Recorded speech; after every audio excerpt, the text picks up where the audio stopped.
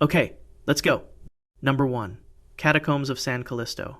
The year is 2019, and somewhere beneath the Via Appia Antica in Rome, a tourist group has been missing for 4 hours. They entered the Catacombs of San Callisto through the official entrance at 10 a.m. By 2 p.m., the guides realize they are not in any mapped section. The catacombs extend approximately 20 kilometers across 4 levels, descending 20 meters into volcanic tuff. The tourist group took a wrong turn. In 20 kilometers of identical corridors carved between the 2nd and 4th centuries CE, a wrong turn can last for hours. The Catacombs of San Callisto are the largest and most important of Rome's ancient Christian burial complexes. They contain the remains of approximately 500,000 individuals interred over 200 years of continuous use. 16 popes are buried there. 50 martyrs. Thousands of early Christians who paid for burial space in galleries carved by fossors. Professional gravediggers who worked in darkness with oil lamps and iron picks. The galleries are narrow, 1 meter wide in most sections. The ceilings are low, 2 meters high. The loculi, rectangular burial niches carved into the walls, are stacked 5 or 6 high on both sides of every corridor. Each loculus held one body, sealed with a marble slab or terracotta tiles. The names of the dead were carved or painted on the seals. Most of the seals are gone. Most of the names are lost. The temperature is constant, 15 degrees Celsius year-round. The air is stale. Oxygen levels drop in the deeper sections where ventilation shafts do not reach. Modern visitors are restricted to approximately 1 kilometer of the complex. The remaining 19 kilometers are closed. Too dangerous. Too easy to get lost. The Pontifical Commission for Sacred Archaeology, which manages the site, documents an average of 3 to 5 incidents per year, involving visitors who become separated from tour groups and disoriented in restricted sections. Most are found within 2 hours. Some take longer. In 1987, a maintenance worker entered a sealed gallery to inspect structural damage and did not return. He was found 3 days later in a section that had been closed since the 19th century. He had been walking in circles. The loculi around him had been empty for 1,600 years. The mainstream interpretation, supported by early Christian texts and archaeological evidence, holds that the catacombs were purely functional. Rome's laws prohibited burial within the city walls. Christians, like other religious groups, buried their dead in underground necropolises outside the city. The catacombs were not hiding places during persecution, as popular legend suggests. They were cemeteries. Legal. Documented. Visited openly by mourners who came to honor the dead. But some researchers, including archaeologist Fabrizio Bisconti of the Pontifical Commission, ask why the galleries extend so far. 20 kilometers is not efficient cemetery design. The deeper levels, some descending to the 4th level 20 meters down, required enormous labor to excavate and maintain. Why dig so deep when surface land was available? How do you find someone in 20 kilometers of identical corridors carved 1,800 years ago? How many people have entered the restricted sections and never been found? And what happens to the mind when every direction looks the same and the only company is 500,000 dead? From a labyrinth beneath a modern city where people still get lost, we descend to a place where an entire civilization disappeared underground and no one knows why. Number 2. Derinkuyu Underground City. The year is 1963, and a man in Cappadocia, Turkey, is renovating his basement. He knocks down a wall. Behind it, a tunnel. He follows it. It descends. It branches. It opens into a chamber, then another, then a staircase carved into volcanic rock leading down into darkness. What he has found is not a cellar. It is a city. Derinkuyu extends 18 levels into the earth, descending 85 meters below the surface. The complex was carved entirely by hand from soft volcanic tuff. It could house 20,000 people. Not for a night. For months. Possibly years. The ventilation system alone defies simple explanation. 52 vertical shafts, some reaching 55 meters deep, provide air circulation to every level. The deepest shaft connects to an underground river, ensuring water supply during extended occupation. The system still functions. After 2,700 years, air still moves through the shafts. The city contains everything a population would need. Wine presses, oil presses, stables with carved feeding troughs and ventilation, designed to prevent animal asphyxiation, storage rooms for grain, chapels, meeting halls, a missionary school on the 2nd level, communal kitchens with chimneys that vented smoke through channels designed to disperse it across multiple surface exits, preventing detection from above. And at every major passage between levels, rolling stone doors. Circular slabs of volcanic rock, weighing between 1 and 1.5 metric tons, carved to fit precisely into doorways. They roll on stone tracks. They seal from the inside only. Once closed, they cannot be opened from the outside. Whoever designed Derinkuyu designed it to keep something out. Archaeological dating by researchers at Middle East Technical University places the earliest construction between the 8th and 7th centuries BCE, though some argue for earlier origins based on tool marks that predate known Phrygian methods. The city was used continuously for centuries. Early Christians expanded it. Byzantine populations sheltered there during Arab raids in the 7th and 8th centuries CE. It was abandoned sometime in the early 20th century and forgotten until a homeowner knocked down the wrong wall. Derinkuyu is not alone. It connects via tunnels to Kamikli, another underground city 9 kilometers away. At least 36 underground cities have been discovered in Cappadocia. Some researchers estimate over 200 exist. As of 2024, only 10 to 15% of Derinkuyu has been fully excavated. The lower levels remain inaccessible due to structural instability and accumulated debris. What lies in the deepest chambers remains unknown. What were 20,000 people hiding from that required 18 levels sealed by doors that only open from the inside? How did they ventilate 85 meters of depth without modern engineering? And what is in the 85% we have not yet seen? From a city built to hide the living, we travel to a place where the dead were arranged in ways that make no sense. Number 3. Motala sunken skulls. The year is 6000 BCE, and somewhere on the banks of a Mesolithic lake in what is now Östergötland, Sweden, a community is doing something with the skulls of its dead that no other community anywhere in Europe at this time is known to have done. The site was excavated between 2009 and 2012 by a team led by Fredrik Hallgren of the Cultural Heritage Foundation of Sweden during a planned archaeological investigation ahead of a construction project. The lake had long since silted over. No one expected what the sediment contained. When the team cleared the lake bed deposits, they found 11 skulls from at least 10 individuals, including adults of both sexes and at least 2 children. The skulls had been placed deliberately in the water. Some mounted on wooden stakes driven into the lake bed, some placed in the sediment. They were not accidentally deposited. They were arranged. Cut marks on the skulls confirmed defleshing, the deliberate removal of soft tissue from the bone using stone tools. The cuts were made with care and precision, not haste. Some skulls had been opened at the base. One skull had been packed, with evident deliberateness, with the compressed fragments of another person's skull. The fragments were pushed inward into the cranial cavity and positioned in a way inconsistent with natural post-burial settling. Someone took pieces of one person's skull and placed them inside another person's skull. Then they put both of them in the water. The assemblage dated to approximately 6000 BCE via radiocarbon analysis, making these among the oldest examples of skull ritual documented in Scandinavia. The wooden stakes were identified as worked and sharpened, intentionally prepared for this purpose. The site also contained the bones of large game animals, elk and wild boar, alongside the human remains in the same ritual deposit, suggesting that the animals and the humans were cosmologically linked in a way that had meaning for the people performing the ritual. No comparable assemblage has been found from this period in any other part of Europe. The mainstream interpretation, as articulated in the 2017 publication in the journal Antiquity by Hallgren and colleagues, positions Motala within what is increasingly recognized as a complex and symbolically rich mortuary practice among Neolithic hunter-gatherers. The skull-on-stake arrangement may represent ancestor veneration, the keeping of the dead present and accessible within the community's ritual landscape. The water may have represented a threshold, a permeable boundary between the living world and whatever this community understood to come after it. But some researchers, including bioarchaeologist Sarah Gummison of Stockholm University, who analyzed the skeletal material, ask about the specificity of the packing. Storing the fragments of one person's skull inside another person's skull in a deliberate and careful arrangement in an underwater context is not a known ritual behavior from any other culture at any other time. It suggests not a general belief about skulls, but a specific belief about what these two skulls together meant, or accomplished, or prevented. We have no way to access that belief.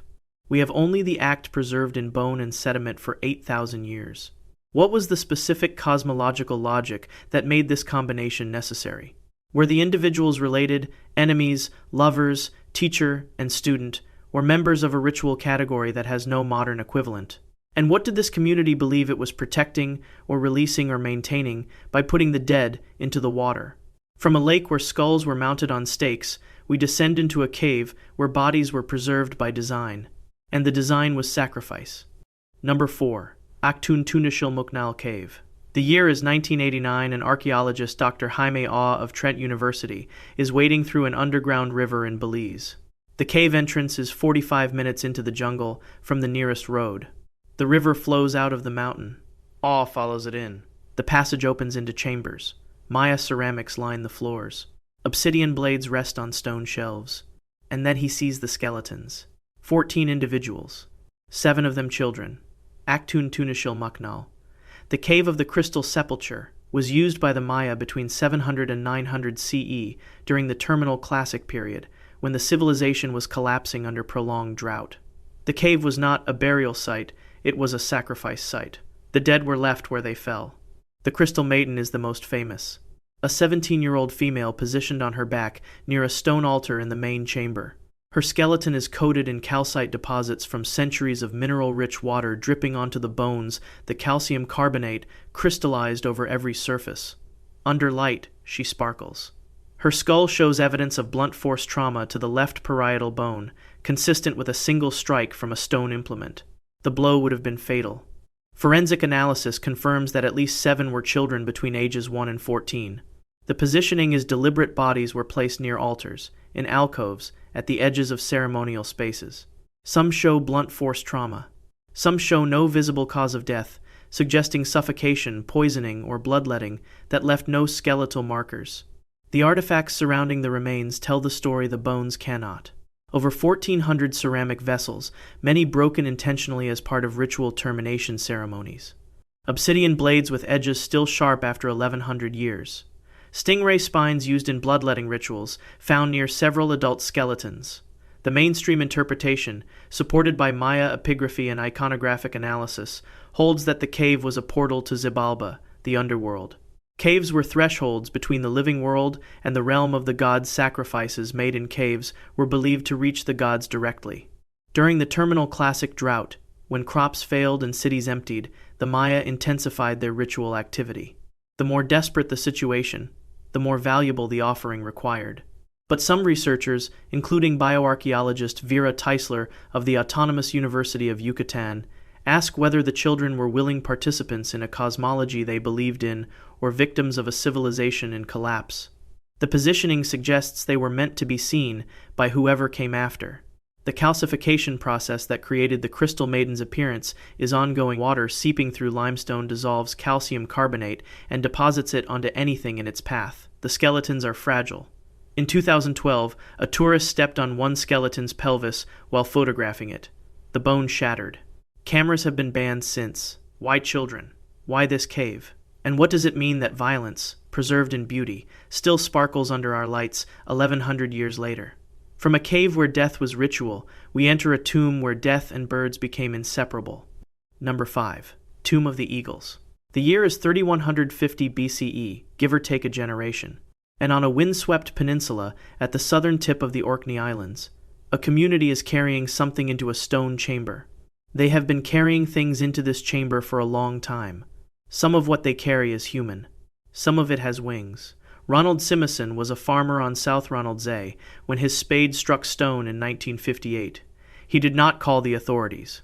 He was a practical man, and the land was his, and he spent years quietly excavating by hand what turned out to be a 5,000-year-old chambered cairn.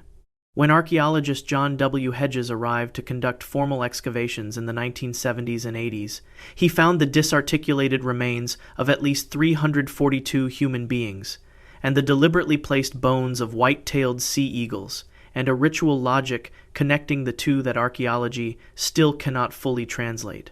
The The Isbister chambered cairn, the monument Simison found, and which Hedges published as the definitive report called Tomb of the Eagles in 1984, measures approximately 24 meters long by 7 meters wide, and is built from Caithness flagstone with internal divisions creating multiple separate chambers. Radiocarbon dating confirms the tomb was in use from approximately 3150 BCE to approximately 2400 BCE, a span of 750 years. The human remains represent at least 342 individuals, and the bones were not simply deposited. They were sorted. Skulls in one area, long bones in another. The dead were processed and reorganized over centuries, with ongoing access to the interior suggesting that interacting with the bones of the dead was not a one-time act of burial, but an ongoing practice. Mixed throughout were the bones of white-tailed sea eagles, Haliaeetus albicilla, birds with a wingspan of up to 2.5 meters that were the apex avian predators of Neolithic Orkney. The minimum count from the excavated material was 14 individual birds. They were not food. There are no butchery marks, no processing evidence consistent with consumption. The eagle bones were placed with the human remains, as if they belonged there, because to whoever was doing the placing, they did. Cut marks on some human bones are consistent with excarnation, the deliberate removal of flesh from the body before the bones were brought inside. This practice, exposing a corpse to the elements and the scavengers until only bone remained, was not uncommon in Neolithic Britain. But here, the scavengers that would have been most present, most visible, most associated with the process, were the eagles. The monument's entrance faces southeast, toward the midwinter sunrise, an orientation consistent with other Orcadian monuments, including the Ring of Brodgar, 25 kilometers to the northwest. Outside the tomb entrance, Simison found a stone platform showing traces of fire, possibly used for ritual activity, before the bones were brought inside. The mainstream interpretation places the Tomb of the Eagles within the well-documented Neolithic tradition of communal chambered burial in Orkney, a tradition that includes Micho and other monuments of similar date and general form. The eagle association is interpreted as totemic, a symbolic relationship between this community and the white-tailed eagle, perhaps as a clan emblem, a protective spirit, or a psychopomp, a creature believed to guide the dead toward wherever the dead were believed to go. The excarnation interpretation suggests the community may have used the eagles practically, allowing them to clean the flesh from the dead, and then honored that relationship by bringing the eagle's own remains inside. But a totem is a symbol. 750 years is a theology. This is not one generation burying with eagles as a custom they inherited and passed down. This is 30 generations who never overlapped, who sustained an identical ritual practice without a single written word to preserve the reasoning behind it. The eagles are not incidental. They are placed with apparent intentionality in specific locations within specific chambers. Someone kept the logic of why alive for 30 generations through nothing but practice and speech, and whatever it felt like to stand in that chamber and know why the birds were there. The tomb was sealed around 2400 BCE, deliberately, with the last deposits left in place. Something ended. Something changed. What broke the arrangement that had held for 30 generations? And what did the last person to walk out of that chamber know that we don't? From a tomb built on a relationship we cannot name, we descend into a chamber where sound becomes a weapon. Number 6. Hypogeum of Hal-Saflieni. The year is 1902, and construction workers in Malta break through a cistern roof. The ground collapses. Below, carved into limestone, is a temple. 3 levels descending 10.6 meters into bedrock. The workers reported. Archaeologists arrive. The structure is dated to between 4000 and 2500 BCE, making it over 5,000 years old. And when researchers begin documenting the chambers, they notice something about the sound. The Hypogeum of Hal-Saflieni is a Neolithic necropolis. At least 7,000 individuals were buried there over approximately 1,500 years of continuous use. The chambers were carved by hand using stone and antler tools. The walls show tool marks. The ceilings are corbelled. The architecture is sophisticated. But the acoustic properties are what separate this site from every other underground temple in the archaeological record. The oracle room, a small chamber on the second level, has a resonance frequency of 110 Hz. When a male voice speaks or chants at this frequency, the chamber amplifies it. The sound does not simply echo. It resonates through the limestone in a way that can be felt physically in the chest and skull of anyone standing inside. Paolo De Bertolis, a researcher from the University of Trieste, conducted acoustic measurements in the Hypogeum in 2014. His team confirmed the 110 Hz resonance and documented that the chamber was carved specifically to amplify sound at this frequency. The dimensions, the shape, the material, all of it engineered to produce this effect. Someone 5,000 years ago understood enough about acoustics to design a room that would resonate at a precise frequency. 110 Hz is not arbitrary. Neurological studies conducted independently of the Hypogeum research have documented that exposure to sound at 110 Hz affects brain activity in measurable ways. Functional MRI scans show deactivation of the language centers in the prefrontal cortex. Subjects report altered states of consciousness, heightened emotional responses, and in some cases, visual and auditory hallucinations. The effect is temporary. It is also consistent. The mainstream interpretation, supported by archaeoacoustic research, holds that the oracle room was designed to induce religious experiences. The deactivation of language centers would facilitate nonverbal, emotional states conducive to ritual trance. The chamber works as intended. The frequency is measurable. The neurological effects are documented. But some researchers, including archaeologist Mareja Gimbatas, who studied Neolithic ritual practices, ask whether the builders understood the neurological mechanism or simply discovered through trial and error that certain sounds produced desired effects. The precision suggests understanding, not accident. Visitor reports from the Hypogeum describe disorientation, emotional overwhelm, and sensations of presence in the oracle room. Some report hearing voices. Some report seeing movement in peripheral vision. The Maltese government restricts access to 80 visitors per day, with time limits in each chamber. The restrictions are not for preservation of the structure. They are for the visitors. Why design a room to change how the brain processes language and emotion? What were they trying to achieve that required deactivating the parts of the mind responsible for rational thought? And if sound can be weaponized to alter consciousness, what else were they building that we have not yet found? From a chamber that weaponizes sound, we enter caves that weaponize impossibility. Number 7. Longyou Caves. The year is 1992, and a farmer in Zhejiang Province, China, is pumping water from a pond. The pond has been there for as long as anyone remembers. Local legends call it bottomless. The farmer pumps for days. The water level drops. And drops. And when the pond finally drains, there is no bottom. There is a staircase carved into bedrock, descending into a chamber 30 meters wide. The Longyou caves are not natural, they are not mines. They are 24 hand-carved caverns, each between 1,000 and 2,000 square meters in area, with ceilings up to 30 meters high, carved from solid siltstone. Researchers estimate there are 36 caves total based on ground-penetrating radar surveys. 12 remain flooded or inaccessible. Approximately 1 million cubic meters of rock were removed to create these chambers. 1 million cubic meters.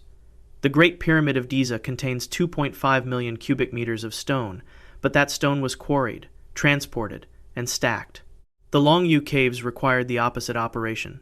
The rock had to be removed, piece by piece, from underground chambers with no room for large crews or equipment. The precision is what separates this from any known ancient quarrying operation. The walls show parallel chisel marks, evenly spaced, consistent in depth. The angles are uniform.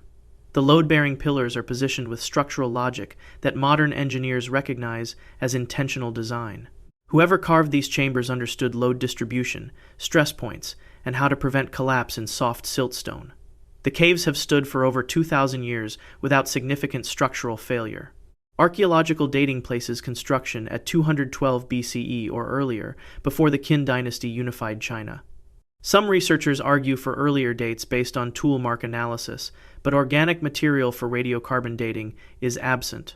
The rock itself does not decay. The chambers are empty. The mainstream interpretation, proposed by Chinese archaeologists, including Yang Hongsun of the Chinese Academy of Social Sciences, holds that the caves were quarries for a massive construction project, possibly imperial tombs or palaces. The precision reflects skilled labor organized at state level. The absence of records reflects the political instability of the Warring States period when documentation was inconsistent. But some researchers, including geologist Jia Gang, who has studied the site's structural engineering, ask questions the mainstream view does not fully address. How was the rock removed? 1 million cubic meters of siltstone had to go somewhere.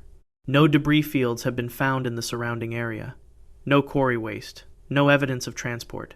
Where is the rock? How did they prevent collapse during excavation?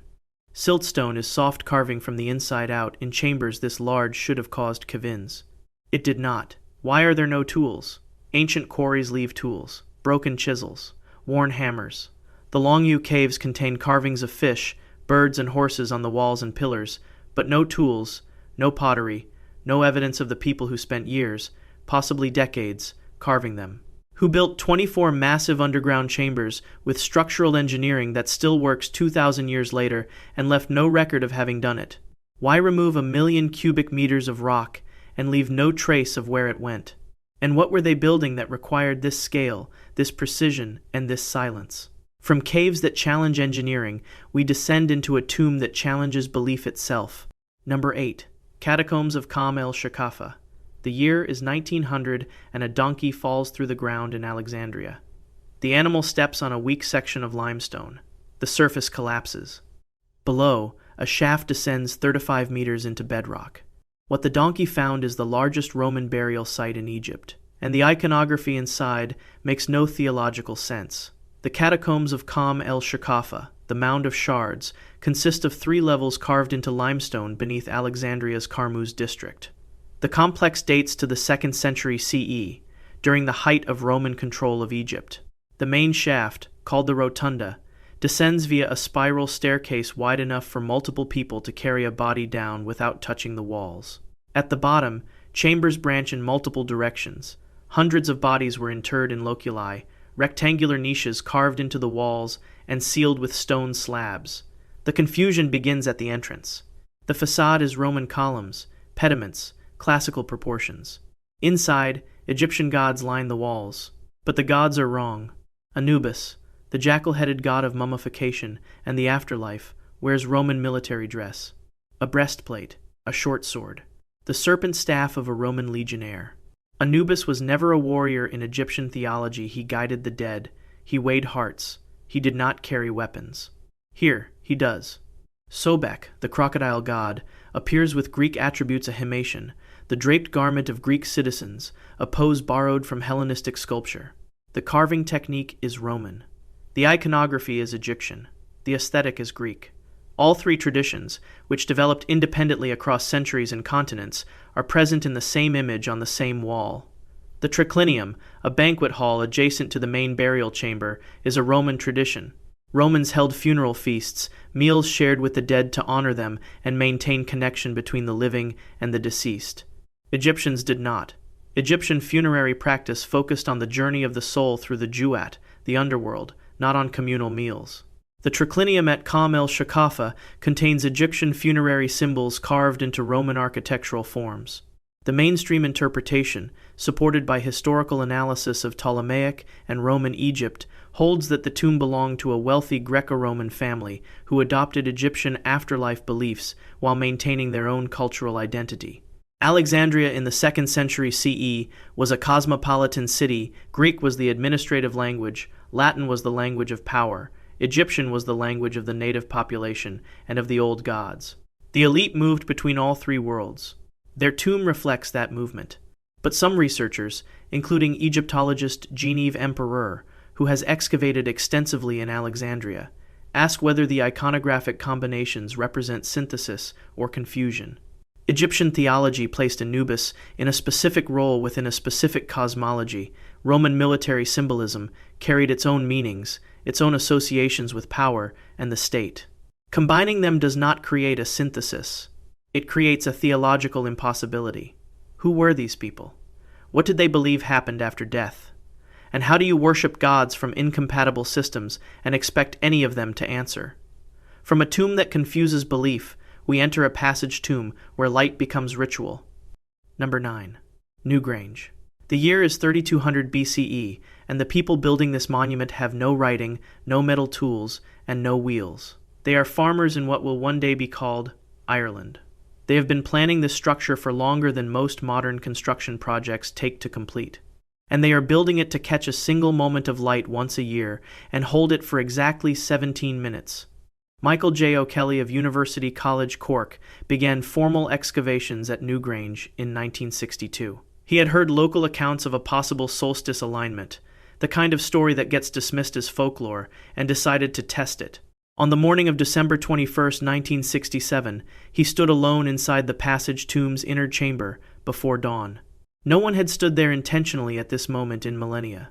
When the sun rose, a blade of light entered a narrow rectangular roof box positioned above the main entrance, separate from the doorway itself, traveled 19 meters down the stone passage in total darkness, and flooded the burial chamber in gold.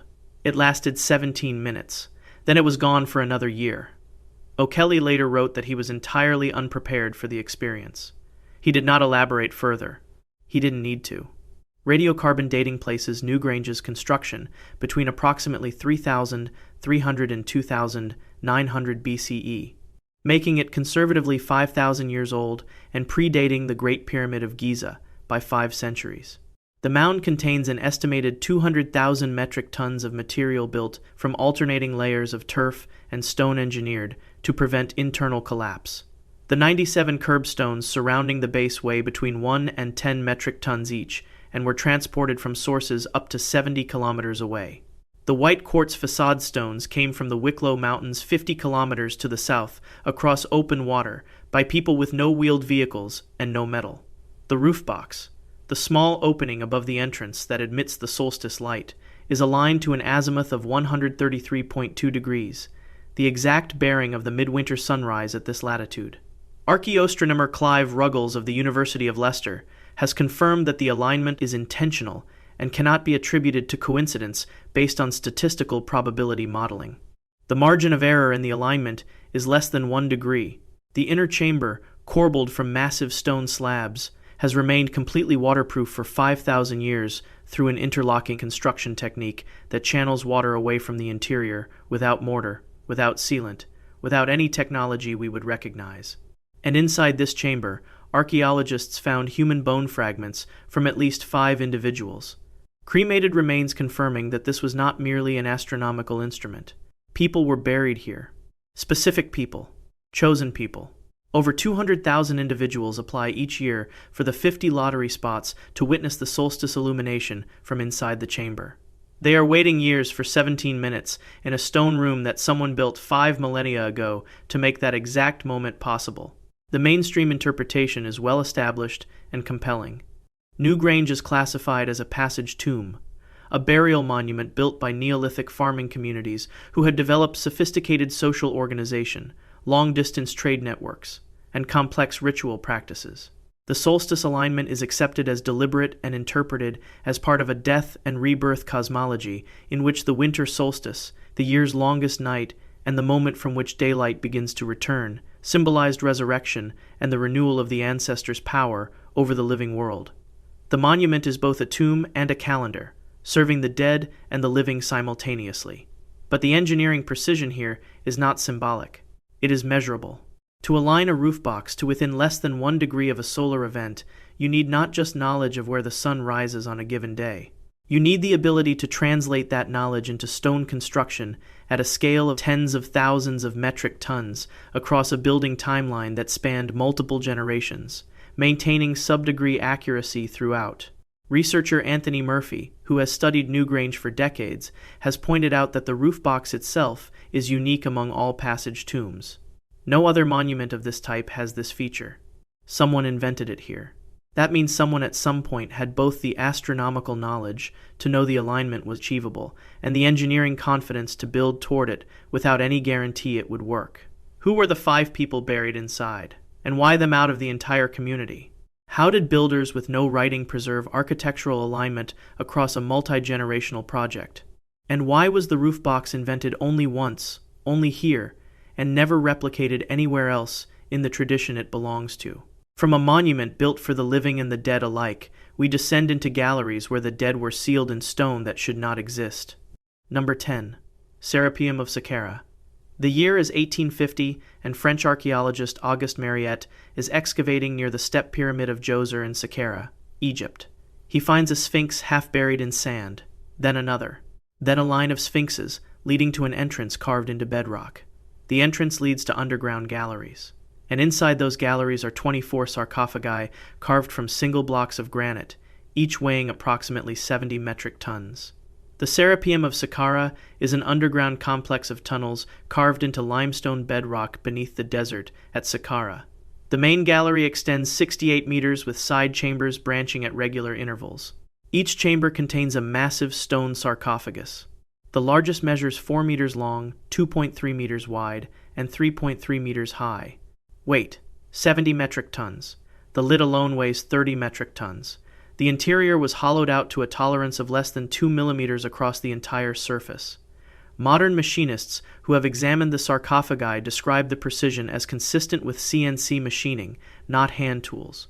The sarcophagi were intended to hold mummified Apis bulls, sacred animals associated with the god Tai.